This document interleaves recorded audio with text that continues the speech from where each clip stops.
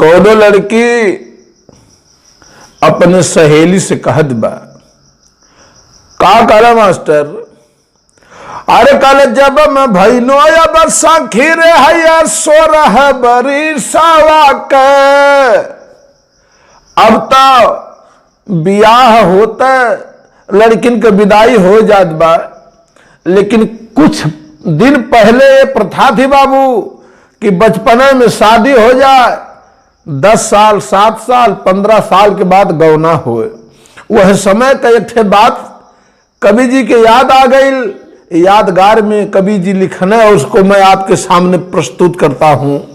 कौनो सहेली अपने सहेली से कहे लगल, दोनों में जब मुलाकात हुई तो ओकर हाल चाल पूछल, तो वो बतावे लगल, अरे कल जब मैं भैनो अब सखी रे है 16 बरिसवा के, और अरे कल मंगला गवनवा पियवा मोर मोरी सखिया, मंगला गवनवा पियवा मोर मोरी, अरे मोर मोरी सखिया हो मोर मोरी सखिया, मोर मोरी सखिया हो मोर मोरी सखिया, मंगला गवनवा पियवा मोर मोरी सखिया।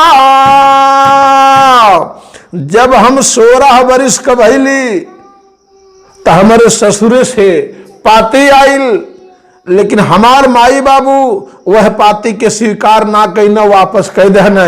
1 साल बाद अब आइल फिर, तब काले की अरे जब मैं भैनो अब सखी रे है 17 बरिसवा के, अब काल हो गयल गवनवा देखा मोर मोरी सखिया, हो गयल गवनवा देखा मोर मोरी, अरे मोर मोरी सखिया हो मोर मोरी सखिया, हो गईल गवनवा देखा मोर मोरी सखिया। जब हम 17 बरिस का हो गईली तो हमार गौना गयल।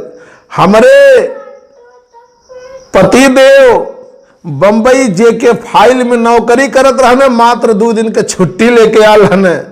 एक दिन गौना करौने, दूसरे दिन जाए के तैयारी कर देना। तब अरे कल गवना कराया पियवा यार गईल विदेशवा, गवना कराया पियवा यार गईल विदेशवा, कल गवना कराय के हमारे पति देव बंबई का वापस ट्रेन पकड़ लेने। तब अब कल गवना कराया पियवा यार गईल विदेशवा, भेजल कहिया दुई रुमाल मोरी सखिया, बंबई जाए के वहां से एक कंघी भेजने, 2 रुमाल भेजल, उनकर साथी लेके आयल। जब देहल तो हम बात ना समझ पौली, आखिर में कहिया 1 ठेबा रुमालिया 2 ठेबा। बाबू वह लड़की पढ़ा लिखा थी, लिख करके चिट पत्र देती है अपने पति को। 1 हफ्ता में वापस पति उस दुल्हन के प्रश्नों का उत्तर देता है, और वो हमन लिखले रहल, का लिखले रहल, कहत बमरदा।